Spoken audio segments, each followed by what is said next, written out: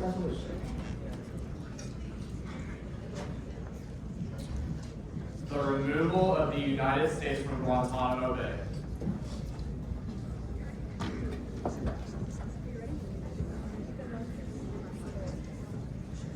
The sponsors will have 3 minutes to divide between their opening and closing speeches. You may begin with Rick.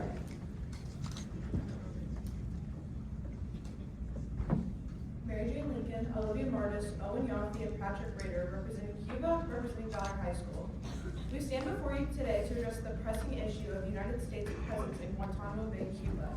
Since 2002, Guantanamo Bay has operated as a detention facility where roughly 780 men have been held. Many were detained without sufficient evidence or due process. Today, detainees still remain, including individuals who have never been charged with the crime and others who have already been cleared for release, yet remained in prison. A former Bush administration official even said many detainees locked up in Guantanamo Bay were innocent men swept up by U.S. forces who were unable to distinguish enemies versus non-combatants. Violations of international law in Guantanamo include illegal and indefinite detention, inhumane conditions, unfair trials, illegal military commissions, and torture. These actions contradict the very principles of human rights and rules of law that the United States claims to uphold. However, accountability has been limited and the facility remains under U.S. control. Beyond the human rights violations, there's a fundamental issue of sovereignty. Cuba has repeatedly rejected the legitimacy of U.S. claims over the territory by denying the land lease payments since 1971. An unpaid occupation of Guantanamo Bay is occurring that Cuba has protested for over 50 years. The international community has not taken sufficient action. Our resolution calls upon the General Assembly and an advisory opinion from the ICJ seeking to reinforce Cuba's sovereignty and pursue a lawful path towards ending this prolonged injustice.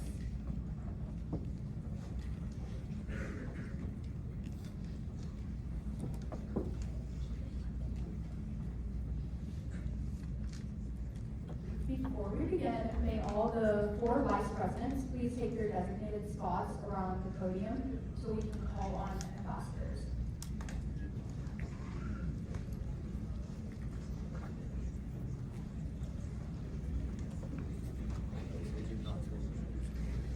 Come on.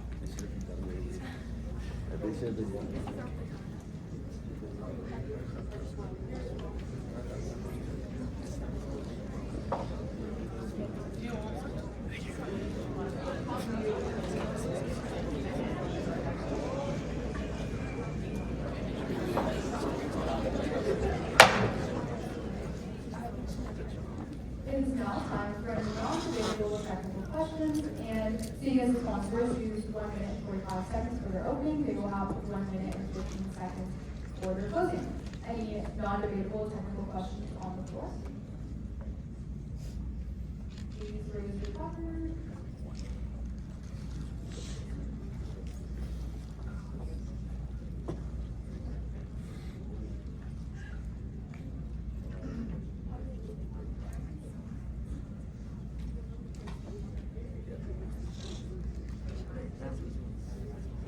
Again, any non-debatable technical questions? No question is about a question.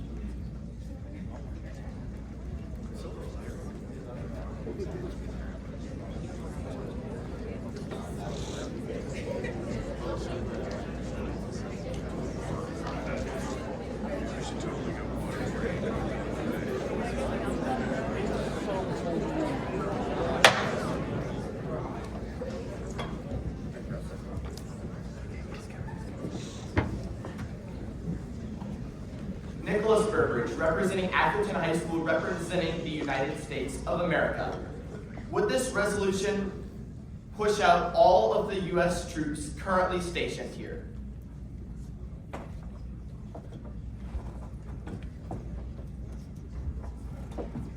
No, so this resolution is not acting upon the United States presence in Guantanamo Bay currently, right now. We're not taking immediate action because the UN does not have the power to forcefully remove the United States from Guantanamo Bay.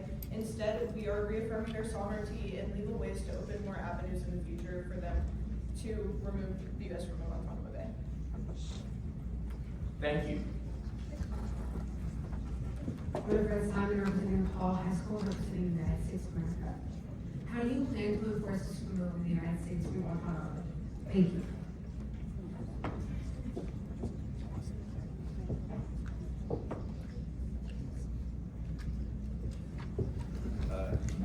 Yeah, so again, we are opening legal avenues to begin negotiations with the United States under the UN advisory.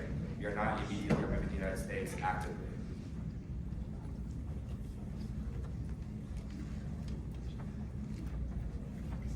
Nathan Mitchell, representing Frank Constable, representing Afghanistan.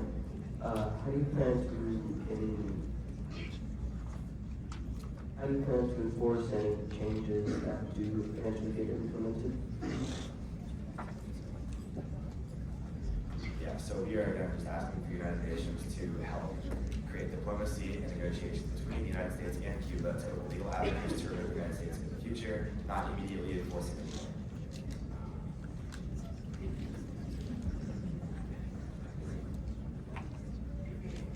Cooper Doyle, representing Orange County, representing Indonesia, representing Orange County. Can you give an example of a person who's innocent and taken into incarceration? So actually, this is a great question. So again, I'd like to reference back to the fact that this is a military detainment center for the United States. So specifically, we have confirmation generally that there were innocent men taken up, especially by specifically the Bush administration. However, since it's a military detainment, the United States isn't going to actually specifically state the example since it would make them look not great. We can assume that 780 men is not an underestimate of the number, but we can also assume that it's exactly the number, or an overestimate, sorry. You can't assume that it's an overestimate of the number, but you can at least assume that it is that exact number or an underestimate, since it is a military detainment center, and the United States is not obligated to reveal all that information. They just reveal what they wish to us.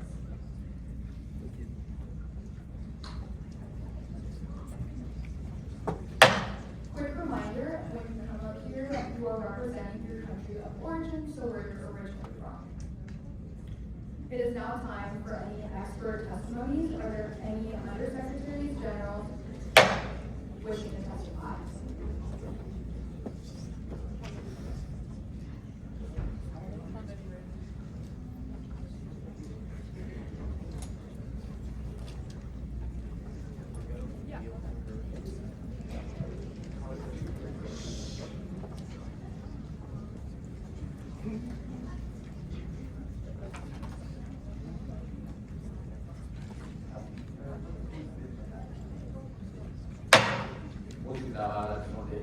Reed Jones, representing the Secretary. I yield my time to the U.S. Chief.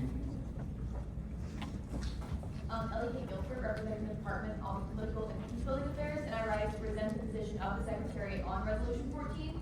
We affirm that this resolution promotes the upholding of basic humanitarian rights, which the United States is currently in blatant defiance of. The Guantanamo Bay base serves as a legal black hole for the United States, with tactics such as waterboarding, force feeding, and other recognized forms of torture being employed under the misled legal foundation that because the prisoners are not held on U.S. soil, they are not entitled to United States constitutional rights. But human rights extend beyond the U.S. Constitution and beyond barriers, and it is the responsibility of the UN to ensure that these rights are upheld.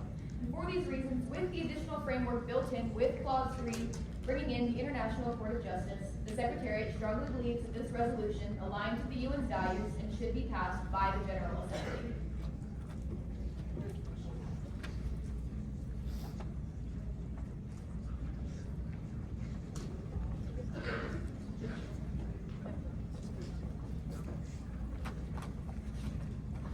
Caitlin Lee, representing the United Nations Office of Legal Affairs. From a legal standpoint, this resolution misapplies international law. The United States presence at Guantanamo Bay is governed by binding treaties signed in 1903 and reaffirmed in 1934 between the United States and Cuba. Under the fundamental principle of treaty law that agreements must be honored, those treaties remain legally valid unless both parties agree to terminate them. This resolution's main enforcement is an International Court of Justice opinion. However, the ICJ relies on the Security Council to enforce rulings, which the U.S. has veto powers over, making enforcement nearly impossible. This resolution also relies on United Nations General Assembly Resolution 1514 on decolonization. However, that resolution applies to colonial territories seeking independence, which does not legally describe Guantanamo Bay. Thank you.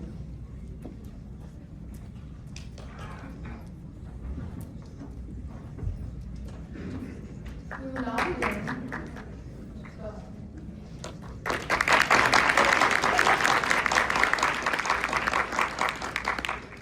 We will now begin pro-con debate. Are there any speakers wishing to speak in opposition of the resolution?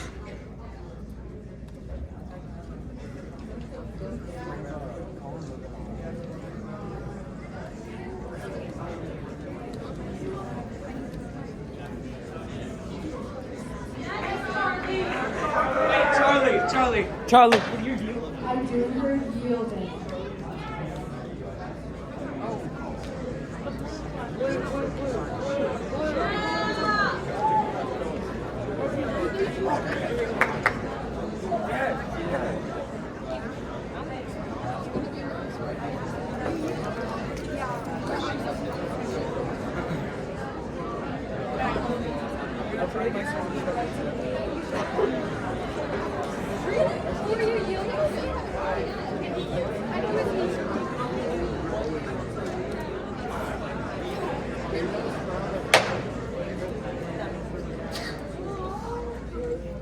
Are there any speakers wishing to speak in favor of this resolution?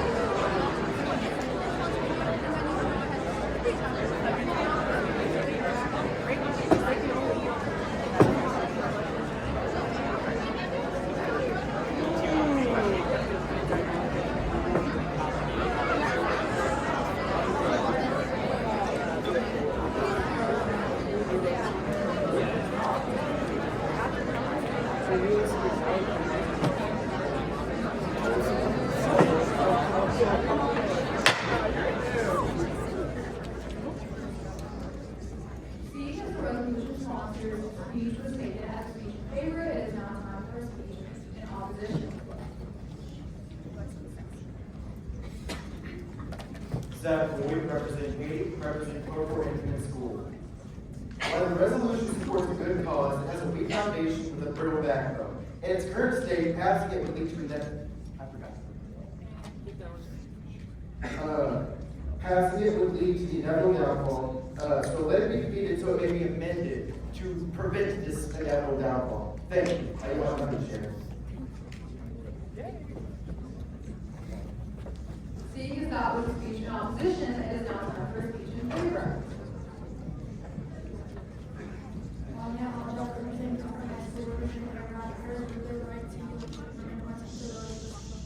I urge you to write in favor of this resolution because reform needs to happen. There are so many innocents who are being put in detention, which goes against international law and contradicts human rights, as well as the President of the United States being inconsistent with the resolution of 1514, which gives them the right to completely have the independence they truly deserve. Jagger Williams, representing Ethiopia from Athens High School. Ambassadors, the delegation of Ethiopia rises in strong support of this resolution. Ethiopia has long stood for sovereignty, territorial integrity, and the right of nations to govern themselves free from control. The continued presence of the United States at Guantanamo Bay directly goes against Ethiopia. These principles and intervenes on the sovereignty of Cuba. This is not a regional issue, it is a global one, allowing outdated agreements made under equal conditions.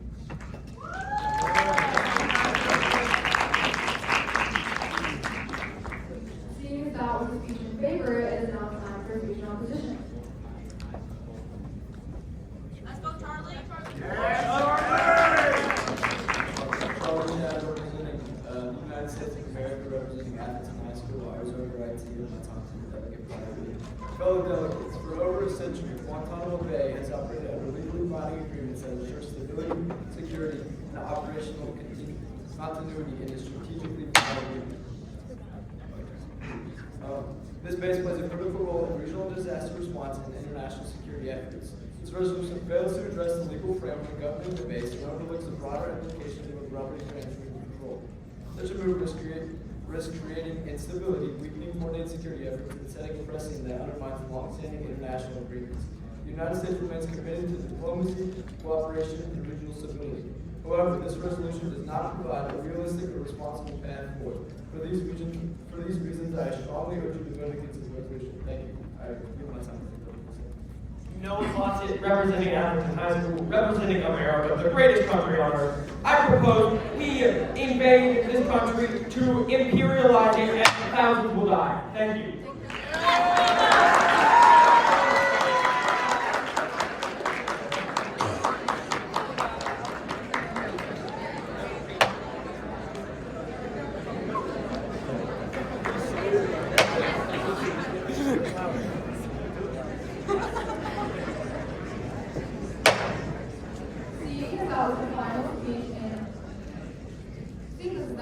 Opposition is now time for a final speech in favor.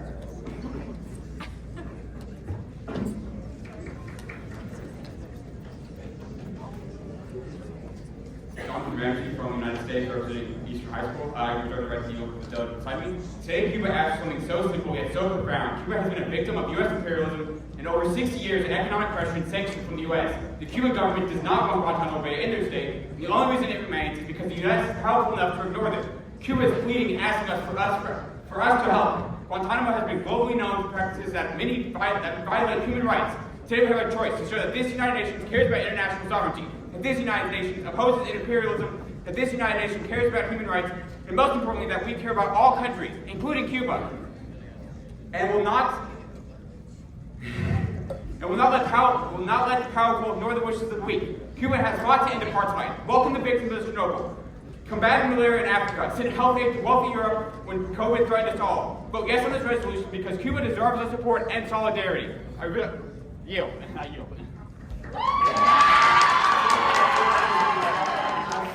Human rights are human rights and should be treated as such. Thank you.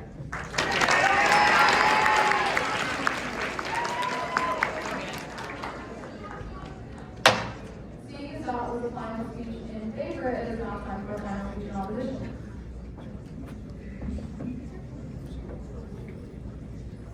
Lennox Allen, representing Southwood High School, representing the United States of America.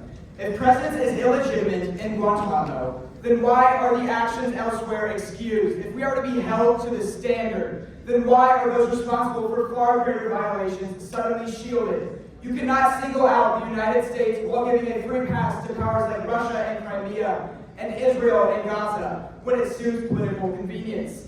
Israel is committing an act of genocide, Russia an act of invasion, and we sit here and demand a military base be handed over while it is holding terrorists. We will not accept a double standard. We will not legitimize selective enforcement, and we will not stand by this while this body undermines its own credibility. Thank you.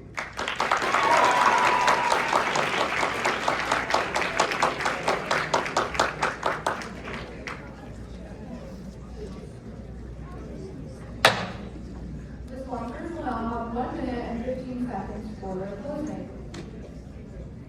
You may begin when ready.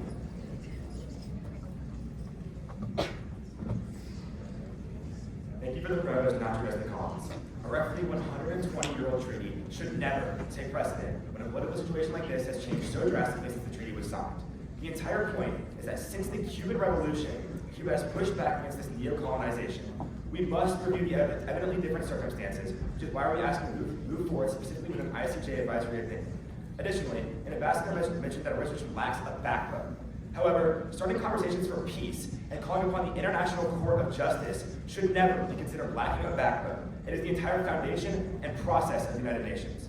An ambassador mentioned terrorists, but as we stated, many of these men are innocent and have never been charged with any crime. Playing a critical role in the U.S. military means nothing to the United Nations. We are focused on peace and prosperity and sovereignty for all states of the world. The United States presence in Guantanamo Bay is an issue that cannot be ignored. For a country that prides itself on equality and freedom, relentlessly detaining and torturing innocent people on land they have no right to is pure hypocrisy. Once again, we do not have the power to forcibly remove the United States from Guantanamo Bay. This resolution aims to reaffirm the sovereignty that Cuba should not only have, but also legally has a right to under the UN Charter. This will open legal avenues for reform in the future so that these heinous, inhumane acts can hopefully be eradicated. Thank you.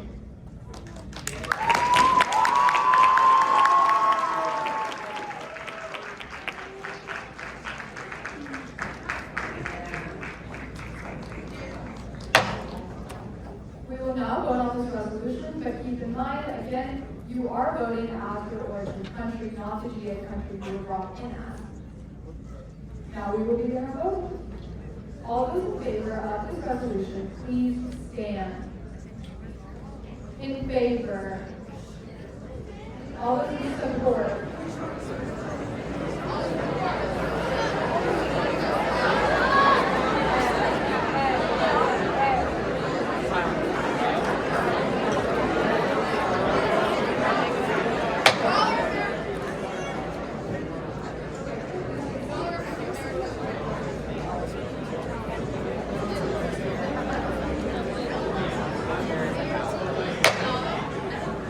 All those opposed to this resolution, please stand.